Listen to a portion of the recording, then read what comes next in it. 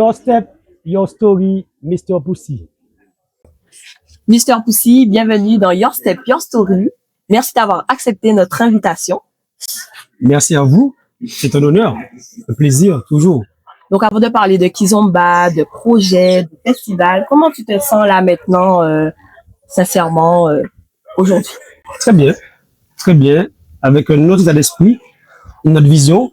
On va voir tout ça tout au long de ce moment, mais très bien. Je crois que je n'ai pas été aussi bien que comment je suis en ce moment. Ah, c'est bon à savoir. Ouais. Avant de rentrer dans la danse, qui était Pussy avant la Kizomba? L'homme Pussy. Mais l'homme Pussy avant, c'est un footballeur. Hein. C'est quelqu'un qui aime jouer au football, qui, voilà, hobby, passionné, à fond de ce qu'il fait, comme d'habitude. Et puis bon, après, je me suis blessé, il fallait trouver quelque chose à faire.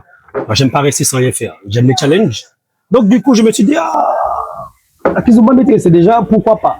Donc, ça a pris du temps. On a mis Christophe Herel, big up à lui. Et, je suis entré dans ce milieu. Et c'est comme ça, j'ai découvert ce milieu en 2015.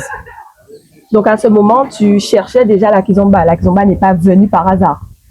Alors, Christophe Herel, justement, m'en parlait, parce que c'est un ami de longue date.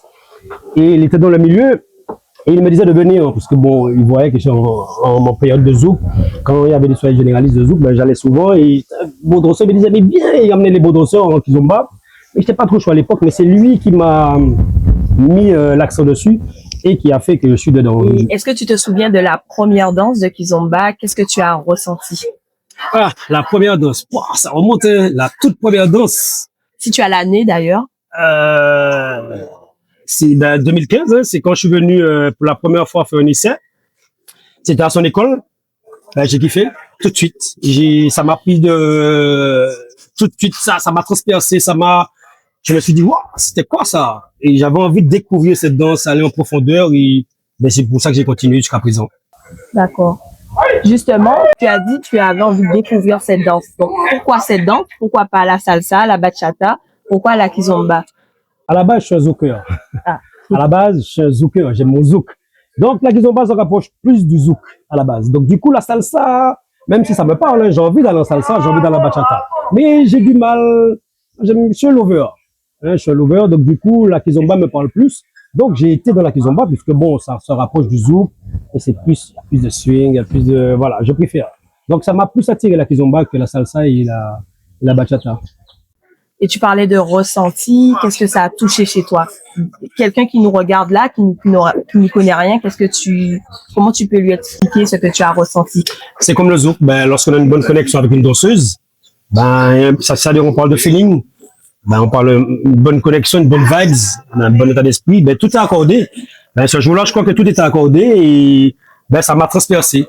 Et j'ai aimé ce que j'ai ressenti. Et justement, j'ai voulu creuser pour aller chercher pourquoi j'avais ressenti ça en fait. D'accord. Et par la suite, donc tu es devenu professeur, aujourd'hui tu es professeur. Et est-ce que tu as toujours aimé expliquer, transmettre, guider ou c'est venu naturellement? C'est venu naturellement. J'ai toujours été... certaines personnes disaient que je suis un bon narrateur. J'ai toujours été quelqu'un qui aime parler, qui aime, voilà, rendre service, écouter mes amis aussi. J'aime beaucoup ça. Donc, du coup, la Kizomba, j'aime pas forcément dire que je suis un prof. Je suis un danseur passionné, en fait. Je suis un passionné. Je me considère pas comme un prof, à proprement dit. Si je n'aime pas quelqu'un quand je dis ça, mais en fait, c'est comme ça que je suis un passionné. Ouais, j'aime cette danse et en fait, j'aime transmettre. Donc, du coup, je vais toujours transmettre, toujours donner mon savoir, faire savoir aux gens, danser, parce que naturellement, c'est avec elle. Et bon, après, l'école est donnée après. Donc, du coup, transmettre à tout à chacun, ce que je ressens dans la Kizomba, comment je vois, comment je l'aperçois. C'est très intéressant, justement, j'allais parler de cours, mais comme tu dis, tu te considères pas comme un prof, tu parles de transmission. Donc, je vais dire, est-ce que tu te souviens de la première fois que tu as eu à transmettre à des élèves? Oui. La première fois que tu as eu un groupe, c'était où, dans quelles conditions? Dis-nous un peu plus. Alors, à l'époque, déjà, quand je suis entré, je ne pensais pas transmettre, mais je me rappelle à l'époque, il y a un ami, je crois que c'est le premier, hein, bon, mon prof Christophe l'avait cru en moi à l'époque parce que bon, il avait vu que c'était un bon danseur. Mais Fred Tipoulet, je me rappelle, m'avait dit, mais c'est le premier qui m'a donné un petit surnom, le Congolais. Je vais jamais oublier ça parce que je m'habillais d'une certaine manière en Bermuda, tout ça. Et en fait, c'est lui qui m'avait dit que j'avais quelque chose, d'aller chercher ce truc. Et il m'a toujours donné de bons conseils. Je me rappelle très bien. Et ça va toujours rester gravé parce que moi, j'oublie jamais d'où je sors. Je retiens le conseil de tout le monde. On progresse, mais on retient le conseil de tout le monde. Et mon premier couple, tout ça, ça m'a motivé, ça m'a donné envie de me lancer, ça me jaugeait un petit peu. Après, bon, j'ai fait la rencontre de certaines personnes, comme Aïcha, tout ça, qui m'a beaucoup aidé sur ça. Et mon premier grand cours, c'était à Saint-Martin. Ah, d'accord. Oh là là, c'était le stress. Oh là là là là, c'était mon premier booking quand j'avais commencé à être prof. Et du coup, ben, c'est Saint-Martin qui m'a ouvert la porte en premier, en fait. Je pensais à Claudette. Voilà, Claudette de Saint-Martin. Voilà, si au tout début, on avait parlé un petit big up, Claudette et Lionel de Saint-Martin, puisque sans Lionel, je serais pas là. Donc, Lionel et Claudette, à l'époque, c'est eux qui m'ont donné ce côté, justement, pour faire ce premier cours. Donc, voilà. Et elle m'a dit, ben, comment ça se passait pour venir à Saint-Martin, tout ça. J'ai dit, bon, écoute, c'est ma première, mais je veux bien. Et ça a été compliqué, parce que, bon, déjà, je parle pas anglais, déjà. Je parle pas anglais, bon, Aïcha m'a accompagné ce jour-là. Tu parlais pas, tu veux dire? Enfin, je parle pas anglais couramment. D'accord. Donc, je parle pas anglais, donc du coup, c'était un peu compliqué. Bon, j'avais Aïcha qui m'a aidé, mais c'était un peu stressant parce que on a un groupe devant nous, c'est la première fois qu'on va se tenir devant le groupe. On ne veut pas dire n'importe quoi, donc je vais jamais oublier, ouais, mon premier, c'était ça, Saint-Martin. En tout cas, c'était une très grande première quand même. Très bonne première. Très qui va rester gravée. Ouais, très bonne première. Je te propose de trinquer à cette première, hein. Bien sûr. Et je les remercie puisque sans eux, peut-être que je n'aurais pas eu autant de bookings qui sont derrière. En tout cas, merci à eux. Alors, on sait que Mister Poussy, comme tu dis, t'es un lover, t'es dans les émotions. À quel moment tu comprends que tu ne transmets pas seulement des codes d'un cours, mais une manière de ressentir dans la danse? Si je peux me permettre. Si c'est pas le cas, tu me dis non. Ben, c'est par rapport au fait, justement, c'est comment je danse. Ben, comment je danse, ben, je donne tout. Ce que je ressens, comment j'interprète la musique, comment je l'écoute, comment je l'entends, et comment je la perçois. Parce que l'interprétation musicale est pour chacun. Chacun interprète la musique à sa manière.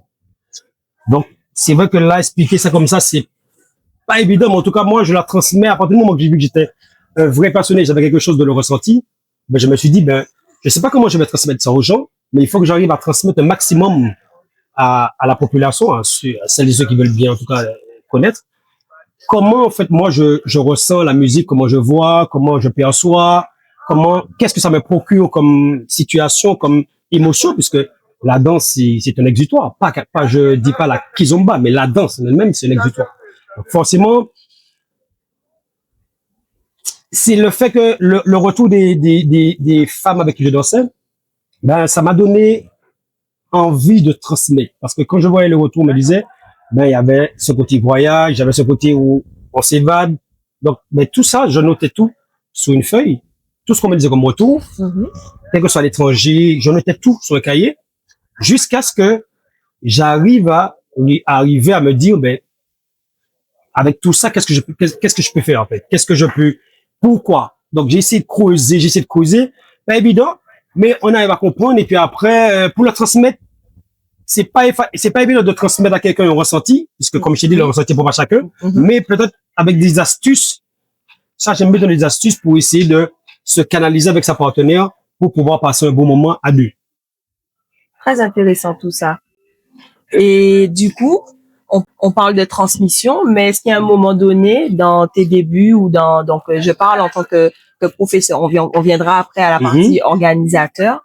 Est-ce qu'il y a un moment où tu as eu envie de te mettre en avant à travers des concours et pas juste transmettre? Alors, au début, j'ai pas voulu me mettre en avant. Si c'était pour moi seulement, je n'aurais jamais fait de concours. C'est ma partenaire de l'époque qui m'a inscrit dans ce concours. Je débutais, j'avais à peine 9 mois. Et c'est elle parce qu'elle avait senti un potentiel, elle m'avait dit qu'elle voulait faire, moi je lui avais dit non. Parce que je débutais, j'ai dit, je vais commencer, tu veux le concours maintenant. Et en cachette, elle a été inscrite. Donc, du coup, heureusement qu'elle a fait quand même, parce que je lui dois beaucoup aussi à cette première partenaire qui s'appelait Christelle Piram. Coucou Christelle. Coucou Christelle, parce que sans elle aussi, je pense pas que j'aurais été le danseur que je suis aujourd'hui. Parce qu'elle m'a apporté beaucoup quand même dans les années qu'on a pu danser ensemble. Et c'est grâce à elle où j'ai été à ce concours-là et on a gagné, on est sorti champion de bâtonnet.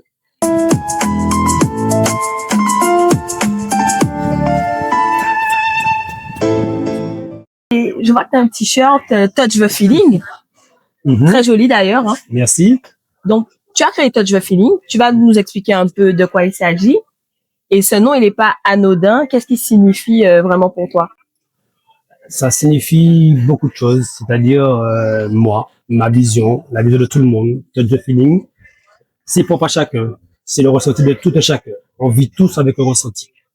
D'accord? Donc maintenant, chacun peut le prendre comme il veut. Le ressenti propre encore une fois à chacun. Maintenant, Touch the Feeling touche tout le monde. Donc du coup, quelque chose dans la musique, dans la danse, dans le sport, quel que soit ce qu'on va faire, on fonctionne avec le ressenti. Donc Touch the Feeling, ce n'est pas une marque de Kizomba, c'est une marque tout court. D'accord? Et ça va avec l'état d'esprit de tout et chacun. Comment tu veux le prendre, tu le prends. Donc Touch the Feeling est venu comme ça, avec, comme je t'ai dit, avec tout ce que j'avais noté par rapport au retour des femmes qu'on me fait dans le milieu. Et en fait, j'ai voulu voir, justement, créer quelque chose qui soit propre à moi. Ça m'a pris du temps. Donc après, le temps de chercher, le temps de trouver. Voilà, je suis parti avec sur un colibri, je suis parti sur une main. Voilà, c'était pas évident. Et pour arriver à Touch the Feeling, justement, et je suis fier, c'est mon bébé. Avec justement l'aide d'Aïcha aussi qui m'a, parce que bon, moi j'ai beaucoup d'idées, mais il faut les cadrer. Moi, je pars partout, mais j'aime bien avoir quelqu'un qui me cadre, puisque j'ai beaucoup d'idées. Donc du coup, elle m'a cadré, et pour qu'on puisse faire les choses bien convenablement, et pour qu'on puisse faire Touch the Feeling apparaître. Alors c'est là, c'est pas encore ce que je veux, puisque c'est pour ça qu'on va arriver après le pourquoi du comment, il y a des choses à apprendre. Mais en tout cas, vu que cette marque-là, je l'ai laissée un peu de côté, justement, mon vrai business, on va dire. Donc, je ne l'ai pas encore véritablement développé par rapport à la Kizomba, justement. D'accord. Bon, comme tu dis, on viendra après sur les précisions. Si on reste sur cette philosophie Touch the Feeling, quand quelqu'un ressort de ton cours, qu'est-ce que tu aimerais qu'il ressente? C'est quoi l'objectif? Alors, l'objectif, c'est qu'il apprenne, qu'il sorte de là avec quelque chose, qu'il se sente accompli, d'être venu à ce cours-là. En Kizomba, chacun a sa pédagogie, mais la base est la même. D'accord. Maintenant, moi, je souhaiterais que cette personne sorte de mon cours et se dise que, j'ai appris quelque chose. J'ai appris, je savais pas que, le ressenti, la connexion, ça passait par là, il y avait plusieurs points de connexion, il y a plusieurs cadres, il y a plusieurs, façons de se connecter, il y a la pensée, il y a aussi le corps, il y a le ressenti, il y a plein de choses. Donc, c'est pas tout le monde qui, des fois, souvent, ils sont informés, mais quand ils sortent de là, des fois, c'est bien. Donc, ça me fait plaisir de voir que la personne soit là avec une information et qu'elle pourra, en tout cas, mettre en pratique sur la piste. En tant que professeur, qu'est-ce qui te touche le plus vraiment? Que quelqu'un ressorte de ton cours avec une progression technique ou le fait de grandir humainement? C'est une bonne question. Alors, on en parlait encore au petit déjeuner. Moi, la fierté pour moi en tant que professeur, quand même si je me considère tel, c'est de voir l'évolution des élèves. C'est-à-dire que de voir comment un élève arrive de chez nous de zéro et de voir dans une soirée, je me retrouve de la même soirée que mon élève et je vois que mon élève, il est en train d'exceller sur la piste et de voir que les danseurs et les danseuses, se l'arrachent, ont envie de danser avec lui ou avec elle parce que ils dansent bien. Moi, ça m'arrive souvent en Martinique ou ailleurs, dans des festivals en Guadeloupe aussi. Je vois des élèves qui voyagent, qui vont dans des festivals comme moi. Je les vois, ça fait super plaisir et de voir qu'ils sortent de là avec une expérience, mais avec un savoir qui leur permet de voler de leurs propres ailes et de s'exprimer convenablement sans être derrière eux, qu'ils puissent s'exprimer sur la piste. Voilà. Merci pour toutes ces précisions sur ta casquette de professeur.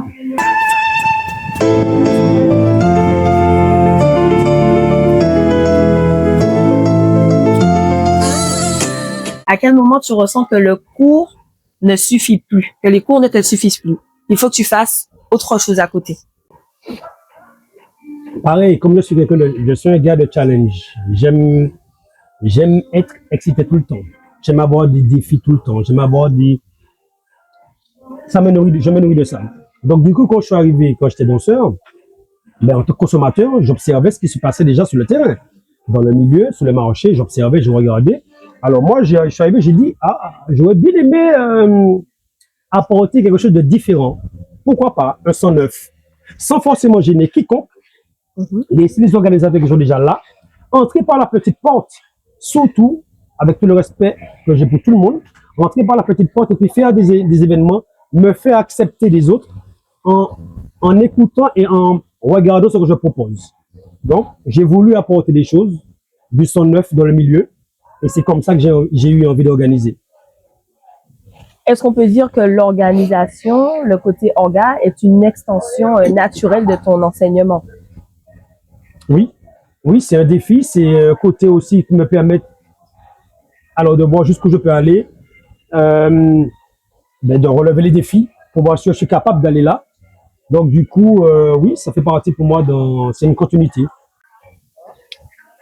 En parlant d'organisation, j'ai été chercher dans mes archives et il me semble qu'au début, tu organisais sous le nom de Kids Event 972. 972. Et c'était quoi l'intention à ce moment-là? Alors, c'est pareil, puisque effectivement, on a commencé, mais on n'a pas parlé de Kids Event 972. Kids Event 972, c'est une équipe qu'on avait avant, qui va de mon cœur, qui restera toujours de mon cœur, parce que sans Kids Event 972, encore une fois, je ne serais pas le poussé que je suis aujourd'hui, je ne serais peut-être pas là. Ben, c'est avec ce groupe-là, en fait, qu'on a fait les grandes choses. Voilà, des très belles choses, de grandes choses, et qui ont permis justement, au fait, qu'on puisse nous connaître. Le groupe était en phase avec nous-mêmes, parce qu'on avait la même vision pour tirer dans le même sens. On voulait faire du bien. On voulait faire de belles soirées, de belles choses. Donc, avec ce groupe-là, ben, la moitié de ma vie à Kizomba, oui, c'est avec cette équipe-là, c'est Kids 2. On voulait marquer, on a voulu marquer l'histoire. C'est ce qu'on voulait en Kizomba, en Martinique en tout cas. C'est ce qu'on voulait, parce qu'on avait la même vision. On s'est dit, nous, on va focus avec des soirées comme ça, des festivals, des choses comme ça. Donc, on a voulu faire différemment à l'échelle de la Martinique.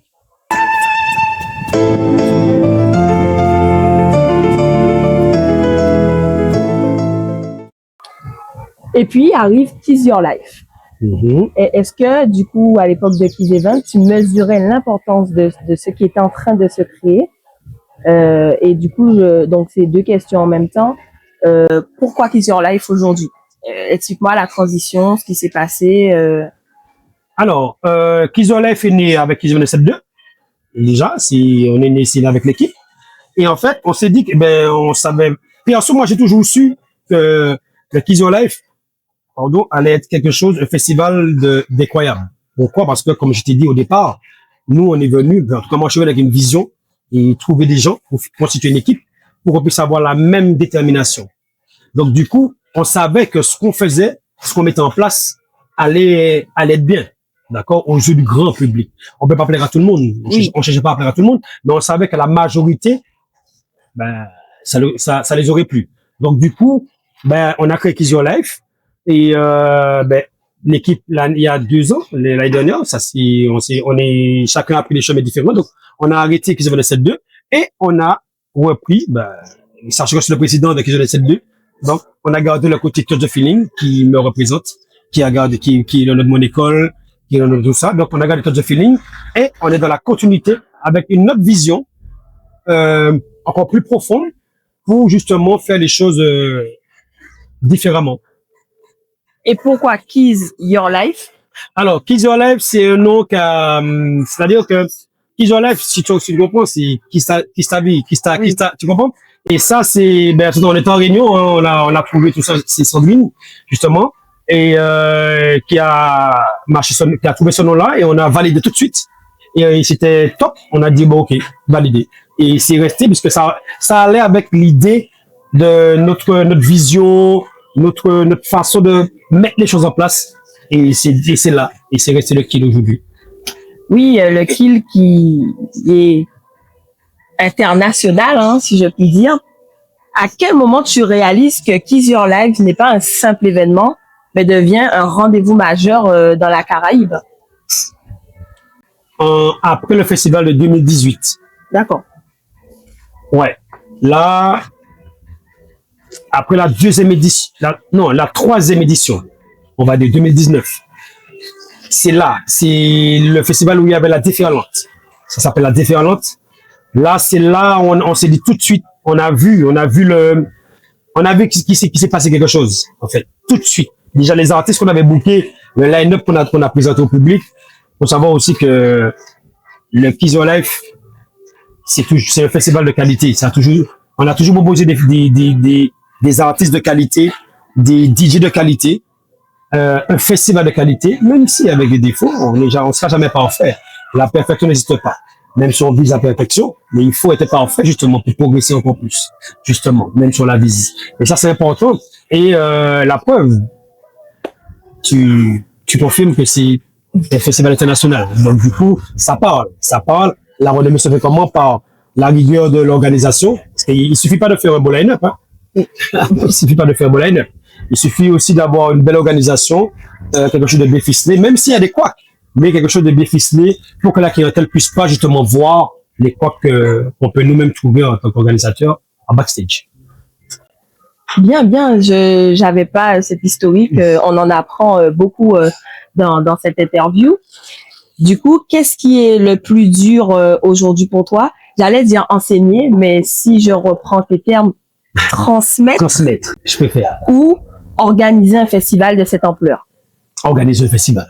Transmettre, c'est plus facile. On n'a pas autre pression. Ah non, on n'a pas de pression. Organiser, c'est totalement différent. C'est difficile parce qu'on a tout un peuple sur le dos. Et ça, qu'on le veut ou non, c'est la vérité. C'est-à-dire que le regarde bien le visage de tout le monde. D'accord? C'est lui qui sera le mouton noir si ça passe pas bien. L'équipe ou pas l'équipe, mais c'est le gars. C'est lui qu'on voit. Même s'il est considéré d'une équipe, hein, mais c'est lui qu'on va voir comme le mouton noir. Maintenant, c'est très difficile parce qu'il faut, la Kizomba, pour pas mentir, c'est très, très exigeant. C'est-à-dire que la clientèle est exigeante. Il faut comprendre, faut pas mentir. La Kizomba ne paye pas. Faut être clair. Et pourtant, exigeant. Donc, du coup, chaque organisateur sort sa pierre un peu de l'édifice, apporte sa pierre de l'édifice pour apporter leur propre vision dans le festival. Mais, croyez-moi, comme moi, que c'est difficile d'organiser un festival. C'est pas facile. J'imagine bien. Et d'ailleurs, félicitations pour tout ce que tu as déjà fait depuis le début. Merci. Parce qu'il faut oser le faire. C'est pas évident.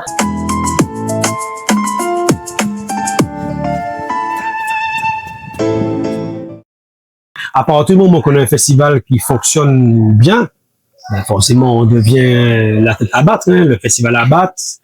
C'est comme ça fait partie du game. Ça permet aussi de connaître, de voir qui nous entoure, avec qui on est, avec qui on collabore aussi.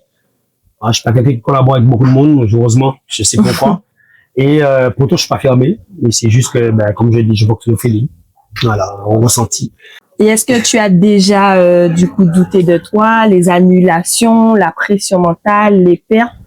Qu'est-ce que ces moments t'ont appris sur toi-même? Alors, faut savoir que chaque annulation, enfin, on n'a pas eu d'annulation, on n'a pas eu beaucoup d'annulations, mais qu'on a la dernière annulation, c'est indépendamment de notre volonté. On était forcément obligé, on n'avait pas le choix en fait d'annuler à contre-cœur. À contresens, parce que bon, ça m'a quand même touché, ça m'a quand même bougé, l'annulation du festival. Et ben c'est difficile puisque bon, on arrive à un moment donné que on peut faire, on peut faire 9 festivals au top. Ben il suffit qu'il y ait un seul qui est foiré, et ben tout de suite on va se dire que lui, voilà. Mais non, on n'est pas, les calculs sont pas bons. Pour moi, c'est trop. On est exigeant, mais on n'est pas conciliant. Je suis désolé. Donc, du coup, c'est compliqué. Donc, on te dit qu'on t'a pas droit à l'erreur, mais non, mais l'erreur est humaine. Donc, effectivement, ça fait mal quand on annule le festival. Et puis bon, on s'en doute. Qu'on savait pas de nous, ben on se remet en question. Mais moi, je suis quelqu'un qui me remet en question constamment pour savoir ben, comment je rebondis. Moi, j'aime pas me laisser abattre avec des défaites comme ça ou je préfère, si je prends la décision d'arrêter, je me dis bon allez, voilà, ça c'est ma décision. Mais qu'on me dise voilà, contre gré, contre cœur, qu'on me dit voilà, il faut arrêter ça, ça passe possible, non, c'est compliqué. Donc oui, ça fait douter, ouais, ça fait qu'on se retirer, être seul, rester dans la solitude, se poser des bonnes questions et puis voir comment rebondir.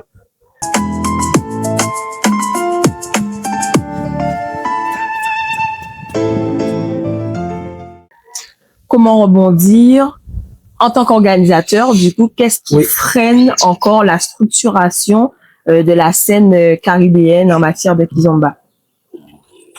Ça, c'est très, très bonne question. Ça, c'est, on a beau dire, hein, c'est très difficile en Martinique. Tout est cher pour nous. Voilà. Les billets d'avion.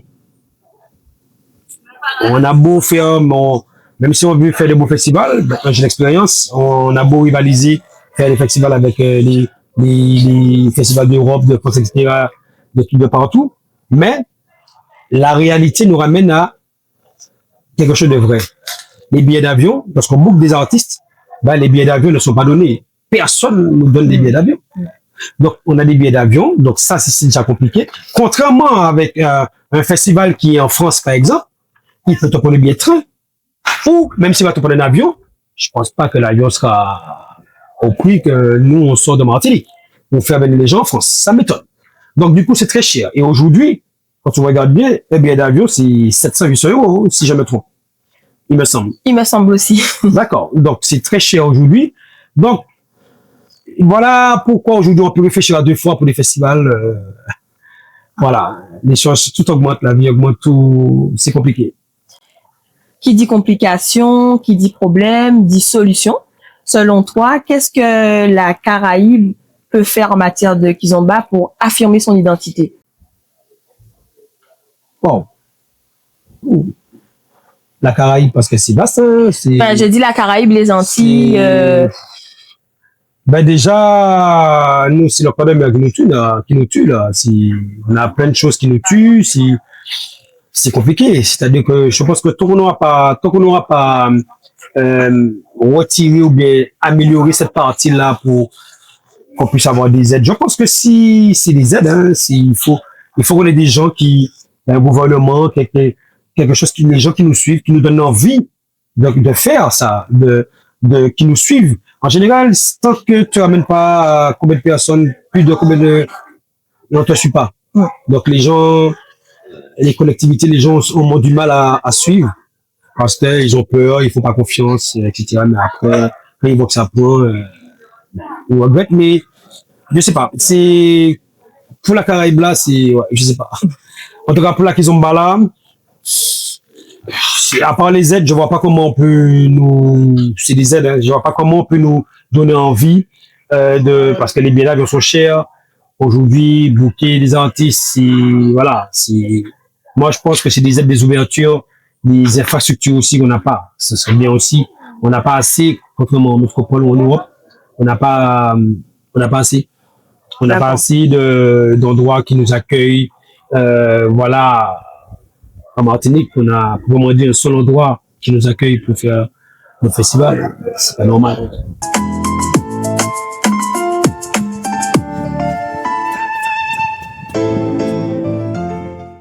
On va revenir un peu à la Martinique avec le Kizzer Live qui revient fort en 2026. Tu vas nous en dire un peu plus sur Kizzer Live 2026.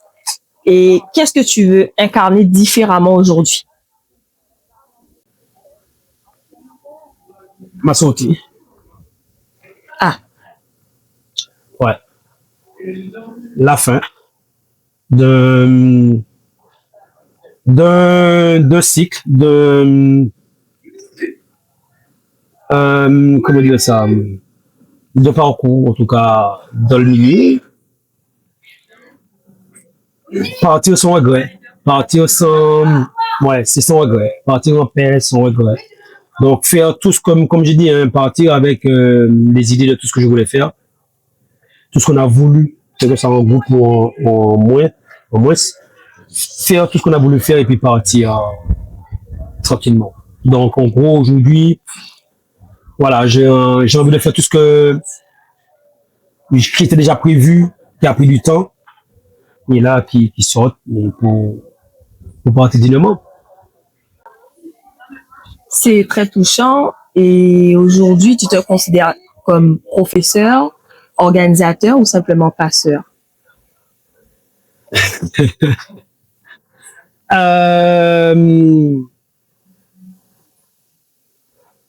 Passeur, c'est-à-dire dans quel sens? C'est pas compris. Ni professeur, ni organisateur, un simple. Un passeur. Voilà, un passeur qui a fait ce qu'il avait envie, qui est tombé sous des bonnes personnes au bon moment, un bon groupe au bon moment, une bonne période où j'avais envie de faire de belles choses avec un bon groupe auquel j'ai eu cette chance. Et comme je t'ai dit, je suis ni professeur ni organisateur et un passeur qui, je suis passé à porter un laps de temps. J'ai fait mon temps. Et je continue mon chemin. Je passe. Voilà, je laisse pour les autres s'il y en a qui veulent faire. Mais mûrement réfléchi, c'est chaque fois que j'en parle, beaucoup, alors, n'y croient pas, ou pensent que je rigole, ou pensent que c'est passager. Mais ça fait un moment, faut comprendre que ça fait un moment aussi, je voulais arrêter. Et, là, c'est le moment. Je fais encore 2 ans et je me retire. Mister Poussy, qu'est-ce que tu aimerais qu'on retienne de ton parcours au-delà des événements? Qu'on retienne le passionné le passionné que j'étais, que je suis, avec les défauts que je peux avoir, le caractère que j'ai. Moi, je suis quelqu'un qui est beau caractériel, pourquoi? Parce que j'aime les choses bien faites. J'aime pas, si le Kizol a fait une réputation, si t'es en mode de quelqu'un qui prend les choses à la légère, je pense que la réputation des Kizol n'aurait pas été comme ça. Qu'on retienne juste ce passionné qui est arrivé dans ce milieu-là avec une vision, et il a voulu atteindre cette vision avec un groupe qu'il a suivi pendant quelques années, avec quelqu'un, Aïcha, qui m'a suivi encore pendant 2 ans, et puis qu'on puisse finir ce cycle et dignement, tête haute, sans regretter, sans regret, sans rien du tout, et puis regarder au loin après, c'est-à-dire s'asseoir, parce qu'on s'en rend pas compte, on s'en rend pas compte du parcours qu'on a fait, des choses qu'on a pu faire en Martinique ou ailleurs, et puis s'asseoir et se dire que ok, à ce moment-là, voilà quoi. Donc ça, c'est pour moi, c'est cette fierté. C'est juste un passionné, quelqu'un qui a voulu marquer le monde de la Kizomba avec des idées qu'il avait sous le moment. Et aujourd'hui, maintenant, il a pu faire. Voilà quoi. Et j'aurais aimé une relève qui prenne la suite. On n'a pas laissé mourir les choses en Martinique et qu'ils puissent reprendre des soirées, des festivals, des trucs pour me permettre moi-même d'aller m'amuser, d'aller danser, d'aller moi-même en tant que client, en tant que, invité, client, mais au moins jusque-là, mais pas en tant que, non, j'organise, c'est fini. Tu reçois un appel à candidature, vous avez entendu, hein? Oui, moi j'aurais aimé qu'il y ait quelqu'un qui prend le relais, qui laisse pas la Kiz mourir, et qui, ou que la Kiz prenne un coup, je parle en Martinique, puisque, j'arrête en Martinique, mais que quelqu'un reprenne le flambeau. Même s'il y a déjà des acteurs en place, hein, mais que quelqu'un continue à faire des soirées, en espérant que Fred Tipoulet aura le sucre au cœur pour reprendre des trucs, et d'autres qui vont continuer à faire des choses. Mais franchement, que quelqu'un reprenne avec une niaque, il faut reprendre des trucs, quoi.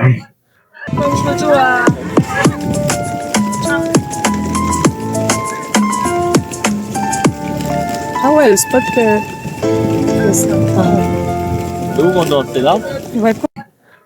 On arrive au bout de cette interview, Mister Poussy. Merci vraiment pour ton authenticité, ta sincérité et d'avoir accepté notre invitation. Mais on va pas te laisser partir comme ça. On va finir avec un petit quiz one shot. Alors, ce n'est pas un piège, c'est pour aller plus loin dans notre vision. Tu auras le choix entre des réponses A ou B. Je te pose la question, tu choisis. Ok. Tu as toujours su où tu allais, réponse A. B, tu as souvent avancé sans être sûr. Ah, bonne question. Attends.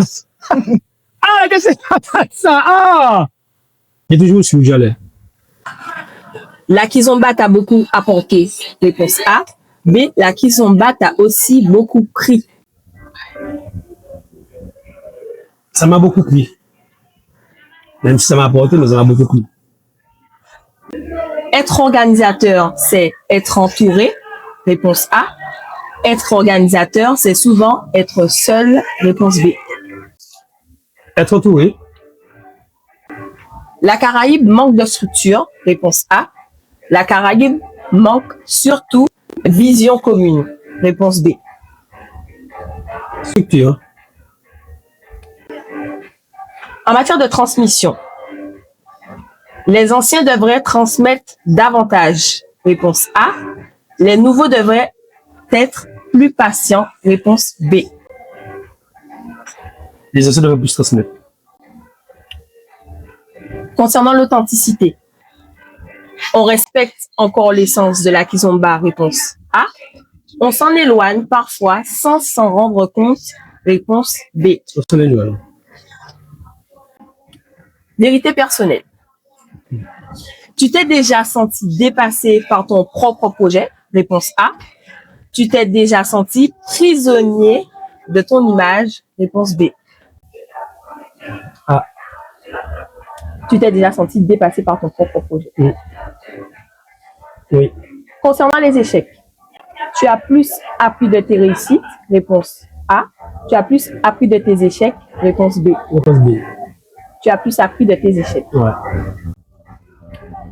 L'avenir de la kizomba caribéenne, elle doit s'inspirer davantage de l'international. Réponse A. Elle doit d'abord affirmer sa propre identité. Réponse B. Affirmer sa propre identité. Si c'était à refaire, tu referais le même parcours? Réponse A. Tu changerais beaucoup de choses? Réponse B. Je changerais beaucoup de choses. J'aurais changé déjà la façon dont je suis entré dans la kizomba. C'est-à-dire que je suis entré dans la kizomba avec un état d'esprit trop bisounours, on va dire. Voilà. Je suis pas rentré dans le côté où on va la guerre. Au cœur, elle, hein, Oui, oui. mais c'est-à-dire qu'il faut être solide. Voilà. Si c'est pas, mon gars, tu viens à la kizomba, tu veux organiser, viens solide. C'est pas un truc de bisounours. Tu vois, si tu montes sur un ring, tu sais que tu vas prendre des coups. Donc, sois prêt à en prendre. Tu vas donner. Il faut être, voilà. Donc, ça, je pense que je vais changer la manière dont je suis arrivé à kizomba. Et aussi, j'aurais frappé aussi sur plus de portes, pour plus de conseils, des anciens. Voilà. J'ai trouvé que pour moi, j'aurais changé surtout cette partie-là. C'est la transmission des anciens. C'était ça pour moi que, voilà, l'abandon a été très vite à ce niveau-là. Voilà, s'il fallait changer ça. Comme ça, les anciens, les nouveaux sont là, les nouveaux sont pressés, certes, c'est à vous, les anciens, de leur dire, calmez-vous, justement. Il y a un processus. Voilà, c'est pas, parce que oui, c'est vrai, les nouveaux sont très précis. Mais c'est parce que les anciens ne l'auront pas. Voilà. Merci. Merci à toi, merci. Your step, your story, Mr. Pussy, aux petits oignons.